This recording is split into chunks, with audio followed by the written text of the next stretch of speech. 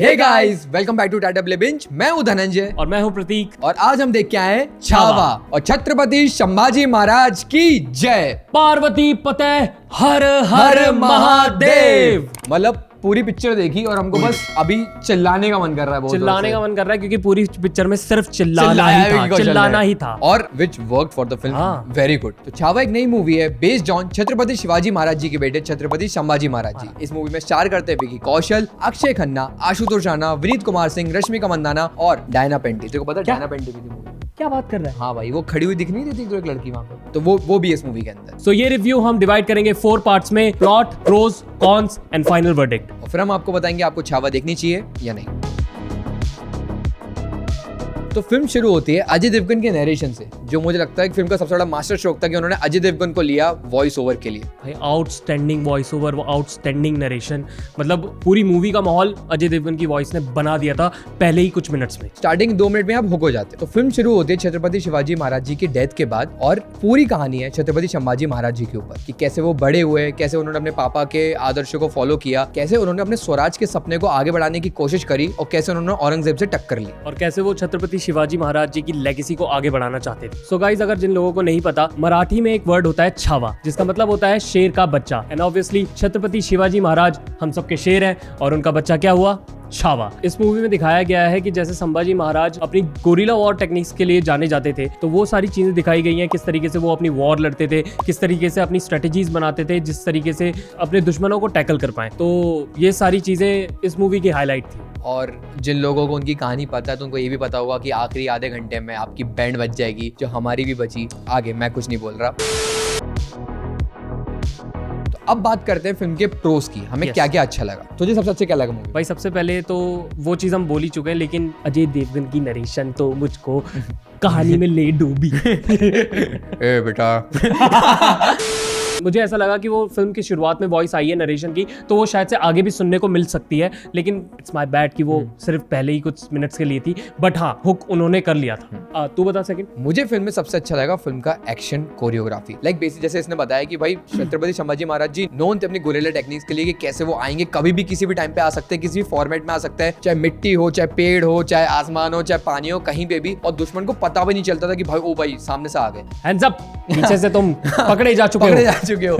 And जिस तरीके से वो शोकेस किए ना, मतलब काफी ज्यादा अमेजिंग है। आपको लगता है कि भाई पहले की टेक्निक्स कितनी ज्यादा अहेड थी अभी के टाइम के हिसाब से, और वो कितनी स्ट्रेटेजीज लगाते थे यार अपने दुश्मन को डिफीट करने के लिए। और मुझे मूवी में मतलब सबसे अच्छी बात लगी, कोई भी बेफालतू का एक्शन नहीं है। हर एक्शन सीन में, हर मूव के पीछे एक स्ट्रेटेजी होती है एंड बैक स्टोरी थी। एग्जैक्टली। तो काफी टिपिकल मूवी नहीं लगी, उसमें एक्शन स्ट्रेटेजीज को बहुत अच्छी तरीके से प्रेजेंट किया गया। जो अगली चीज मुझे बहुत अच्छी और फैसिनेटिंग लगी वो थी अक्षय खन्ना का मेकअप। औरंगजेब को जिस तरीके से हम विजुअलाइज करते हैं वो बिल्कुल टॉप नॉच उस तरीके का मेकअप था। एंड सिर्फ अक्षय खन्ना ही नहीं, विक्की कौशल को भी देखकर जब मैंने पहली बार ट्रेलर देखा था तो मेकअप एंड ड्रेसअप ऐसा था कि छत्रपति शिवाजी महाराज बैठे हुए। एंड बाद में पता चला कि ये छावा उनके बेटे के ऊपर मूवी है, बट सभी की कॉस्ट्यूम मेकअप टॉप नॉच थी। एंड इवन कुछ सीन्स में अगर नोटिस करेगा तो भाई अक्षय खन्ना ने भी जो अपना बोन स्ट्रक्चर और जो फेशियल मूवमेंट करी है, एक्सप्रेशन एंड भाई जो मुझे अच्छा लगा वो था AR रहमान का बैकग्राउंड म्यूजिक।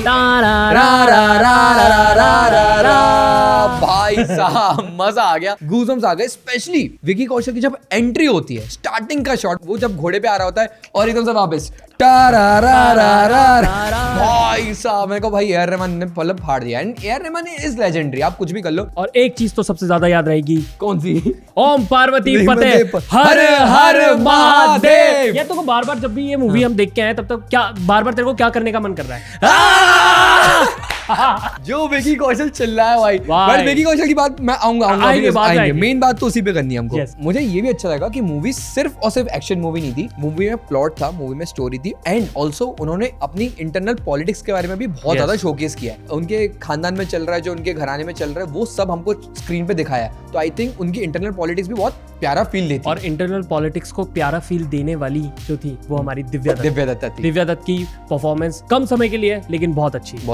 जय महाराष्ट्र। जो अगली चीज मेरे को सबसे बेस्ट लगी वो थी सपोर्टिंग कास्ट, और सपोर्टिंग कास्ट में सबसे बेस्ट परफॉर्मेंस मुझे लगी विनीत कुमार सिंह की। एंड एक सीन आएगा विनीत कुमार सिंह का, मैं कुछ दूंगा नहीं, स्पॉइलर नहीं दूंगा, लेकिन जो सीन में उन्होंने परफॉर्मेंस करी है भाई, मतलब आपकी आंखें ऐसी हो जाएंगी, भाई क्या जॉब जस्टिफाइड। ऑल्सो मुझे ये भी अच्छा लगा कि रश्मिका मंदाना ने बहुत प्यारा काम किया, हालांकि उनका बहुत ज्यादा बड़ा रोल नहीं है, बट बहुत प्यारा काम किया है। एंड उन्होंने एक्सेंट पे बहुत काम किया, एक्सेंट पे काम किया एक्चुअली। आपको लगेगा नहीं कि कोई साउथ इंडियन है या जो उनकी तेलुगु एक्सेंट हल्की सी आती है, बट इस फिल्म में आपको फील नहीं होगा कि ओके उनका एक एक्सेंट है, उन्होंने चेंज किया है। उन्होंने बहुत नेचुरली अपने वर्ड्स पे एम्फेसिस किया है। लेकिन तूने नोटिस किया है कि कैसे रश्मिका मंदाना को हर मूवी में जो उनको हस्बैंड मिलता है वो ऐसा हस्बैंड मिलता है जो अपने पापा को बहुत बहुत ज्यादा चाहता है, उनसे भी ज्यादा। भाई अगर पापा छत्रपति शिवाजी महाराज हो तो कौन अपने पापा को नहीं चाहेगा ज्यादा से ज्यादा, मैं तो जान दे दूं। तो मूवी में डायलॉग्स भी बहुत अच्छे अच्छे थे, जिसमें से एक मैं मेंशन करना चाहता हूं जो कि दिव्या दत्ता मैम ने बोला था, अगर तुम्हें जीवन में राजनीतिक सुख चाहिए तो अपनों पे कम विश्वास रखना पड़ेगा। एंड अब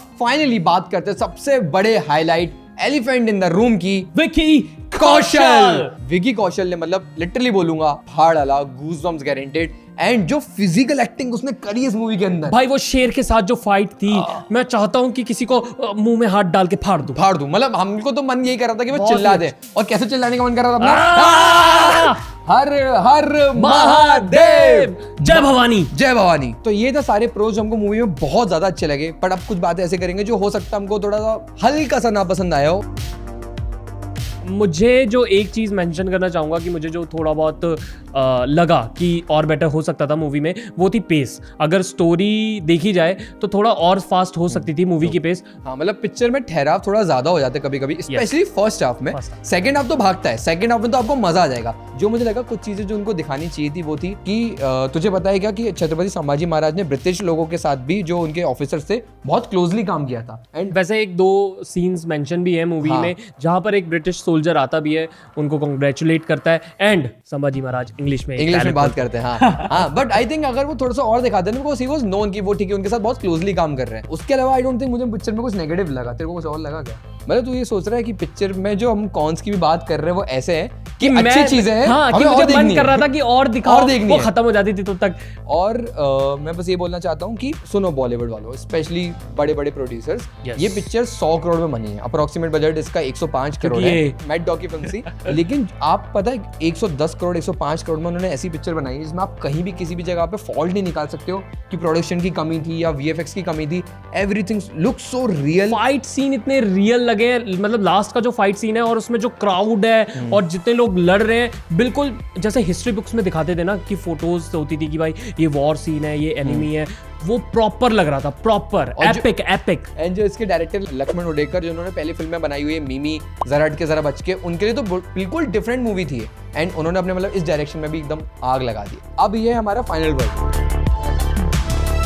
ओवरऑल मुझे पिक्चर में काफी मजा आया, जो मैं एक्सपेक्ट कर रहा था मुझे वही देखने को मिला। एंड आई थिंक ऐसी फिल्मों में ना दो चीजें बहुत ज्यादा मैटर करती हैं, एक रिसर्च और दूसरा डायरेक्टर उसको कैसे प्रेजेंट करते हैं, कितने रॉ फॉर्म में। दोनों ही चीजें बहुत अच्छी है। Because I knew about Chhatrapati Sambhaji Maharaj ji before, तो मैं बस पिक्चर में ऐसा बैठा हुआ था कि ओ अभी ये लोग हो सकते हैं गलत कर दिया, इतना ही दिखाया, पर उन्होंने सब कुछ दिखाया in a raw form and proper research करी हुई है। तो अगर आपको हिस्ट्री के बारे में जानना है, अगर आप ऑलरेडी जानते हो तो आपको ये मूवी देखनी चाहिए। आपको समझ में आएगा कि ठीक है वो जो विजुअल रिप्रेजेंटेशन है बहुत अच्छा है। लेकिन अगर आपको नहीं पता तो बिल्कुल जानी चाहिए भाई आपको। तो I personally believe you should just go and watch this film because it's a masterpiece I believe. Comments में हमें बताना कि आपको छावा कैसी लगी, एंड के बारे में पता था कि नहीं पता था, आप लोग रोए, आप लोग हंसे, और आपको बेस्ट मूवमेंट या बेस्ट सीन कौन सा लगा इस मूवी का। एंड क्या आपने भी थिएटर में चिल्लाया ओम पार्वती पते हर हर महादेव। तो अब एक कमेंट्स में हमें ये भी बताना हमें नेक्स्ट मूवी कौन से रिव्यू करनी चाहिए। यस, एंड बाकी see you in the next video. For more such reviews and recommendations subscribe to Tata play binge. Cut कर दो भाई, कट।